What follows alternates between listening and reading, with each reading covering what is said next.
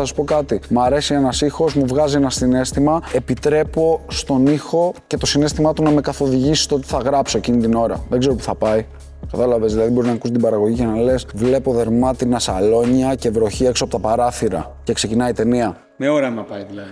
Πάει με όραμα, το οποίο είναι, ρε παιδί μου, σαν ένα roller coaster από αναμνήσεις μου, εμπειρίες μου, όνειρά μου, ξέρεις, οτιδήποτε, ερεθίσματα. Οπότε με το μουσικό κομμάτι, κυρίως αν είχατε τσεκάρει το άλμπουμ, το Get Loved or Die Trying, που ήταν Αν το είχαμε τσεκάρει. Αν το έχουμε τσεκάρει, έχουμε Είχαμε και ολόκληρη επιλογή να μην το αυτό. τσεκάρουμε.